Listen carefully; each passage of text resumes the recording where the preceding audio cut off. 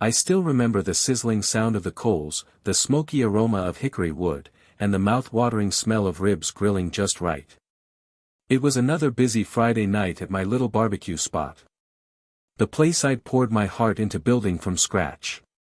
My dream was alive. The customers were happy, and everything felt perfect. Then, out of nowhere, the peace shattered. "Sir, you need to shut down immediately," said the officer, his voice clipped but serious.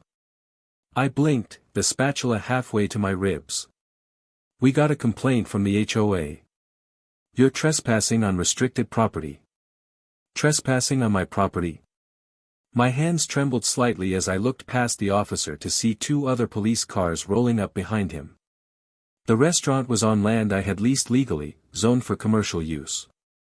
I knew my rights, but the presence of cops felt like an ambush. "Can you show me the complaint?" I asked, trying to stay calm.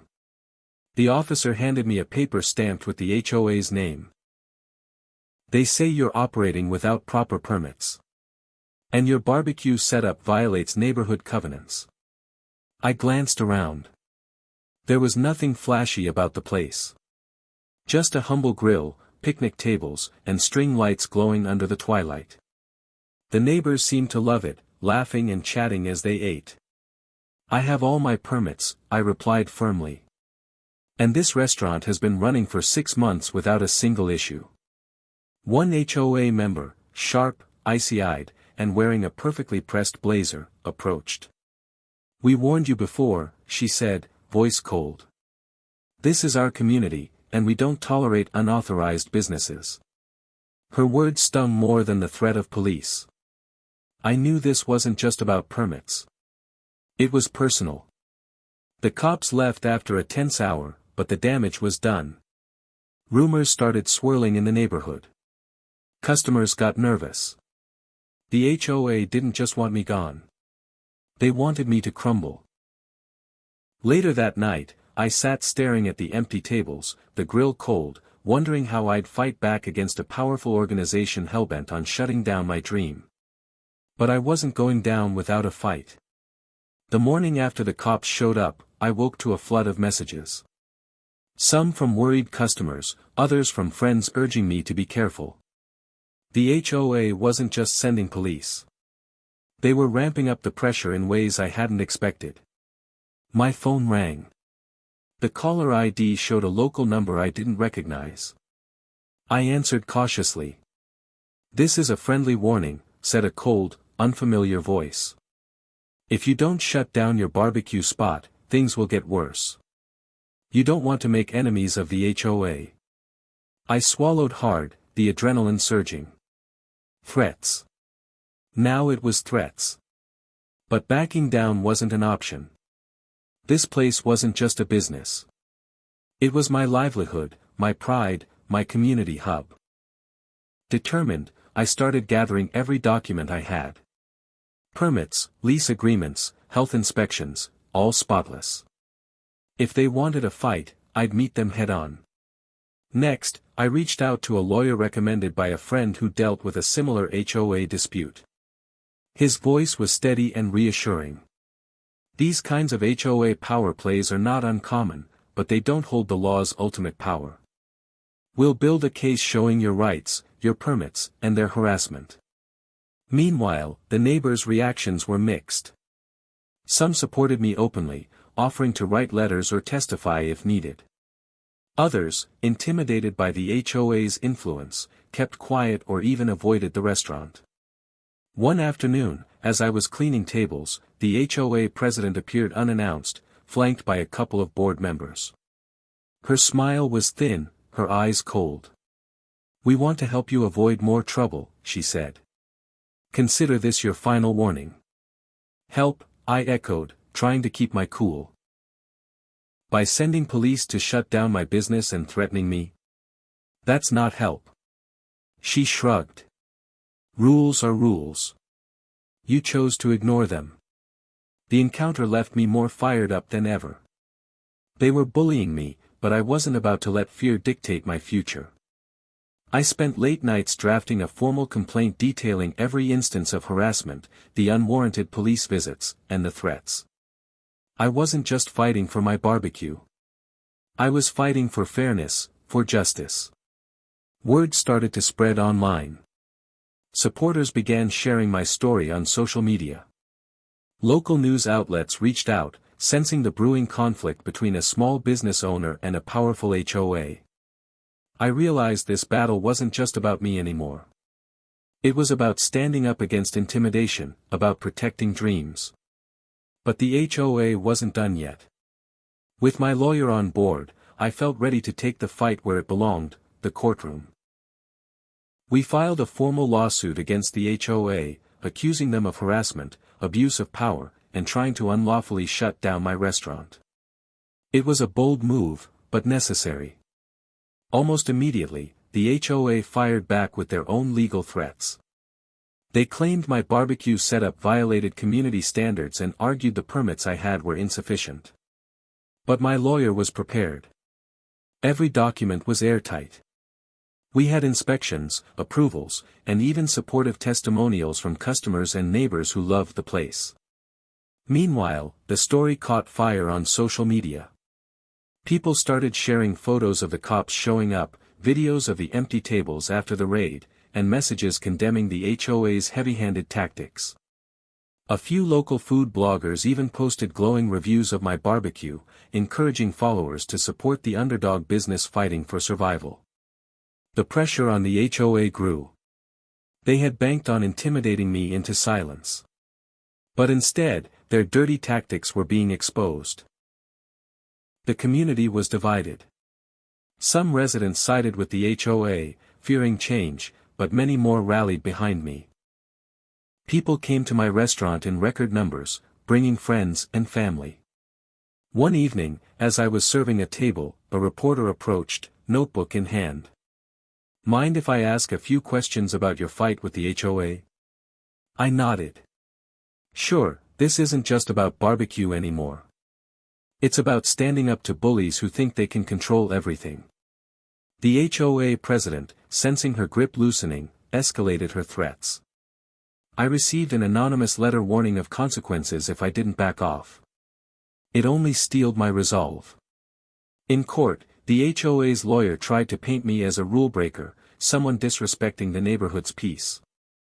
But my lawyer dismantled their claims with facts, clear evidence, and passionate arguments about small business rights. The judge listened intently. Public opinion swelled in my favor, and the media spotlight wasn't fading.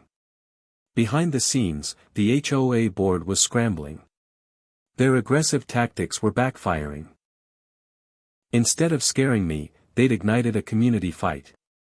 As the legal battle raged on, I knew the hardest part was yet to come. But I had something more powerful than threats or lawsuits, the truth and the support of those who believed in fairness. Just when I thought the storm was settling, the HOA threw their next move, a calculated attempt to silence me completely. It started with a cease and desist letter demanding I stop all social media posts and public statements about them. They claimed I was damaging their reputation and violating a confidentiality clause buried deep in the community guidelines. It felt like a slap in the face. They wanted to gag me, to erase my voice, but I wasn't about to be silenced.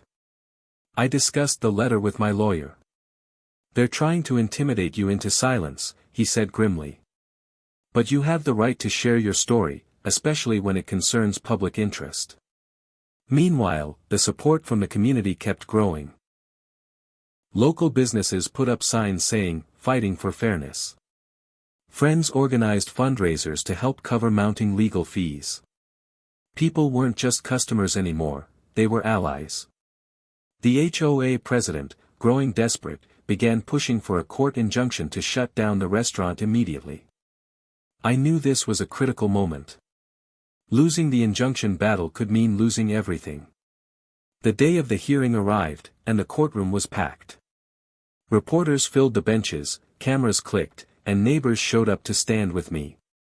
The judge's presence carried weight, but so did the energy in the room. My lawyer laid out our case clearly and confidently. This business is legally operating, he said. The HOA's attempts to shut it down are harassment, not enforcement. The HOA lawyer countered fiercely, but their arguments felt hollow compared to the evidence and community testimonies we presented. After hours of tense discussion, the judge ruled in our favor. No injunction would be granted. The restaurant could stay open while the lawsuit continued.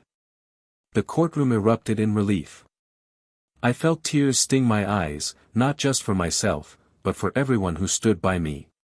In the following weeks, the HOA's grip weakened visibly. Board members started resigning amid public pressure. The organization's aggressive reputation was tarnished. Best of all, my barbecue business began thriving again, stronger than ever, fueled by the story of resilience. But the fight wasn't over. The next step was to hold the HOA accountable, not just for me, but for anyone who might face their tyranny in the future. With the court ruling in my favor, I finally saw a path forward. But I knew the real victory would come only when the HOA paid for their reckless actions. The months that followed were a mix of tense legal battles, community organizing, and personal determination. Every hearing felt like a battle, but the momentum was on my side. We gathered evidence of the HOA's harassment, threatening letters, bogus complaints, and even testimony from former board members who admitted to targeting me unfairly. My lawyer worked tirelessly to build a strong case for damages and a permanent injunction to stop the HOA from ever abusing their power again. Public support never wavered. The community rallies grew. Local news kept covering the story, and social media buzz kept the pressure on. Customers who once feared coming back now brought friends and family in celebration of a victory against bullying. Finally, the day came when the judge handed down a decisive ruling. The HOA was ordered to pay significant damages for harassment and legal fees. More importantly, the court imposed strict limits on the HOA's ability to interfere with my business operations. They had been taken down legally and publicly.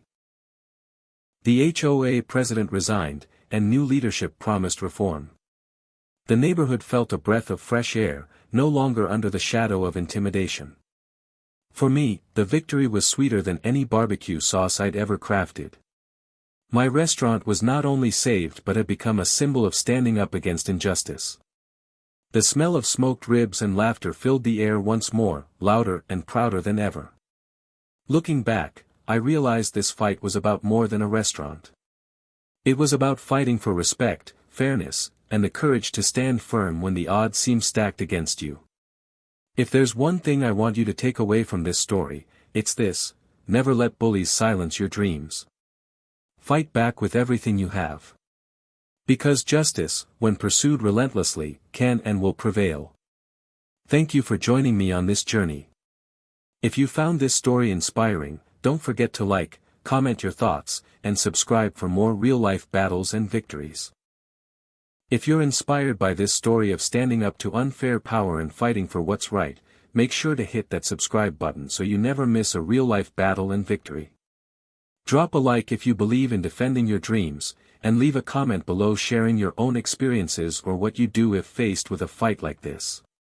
Your support means everything. Let's build a community that stands strong.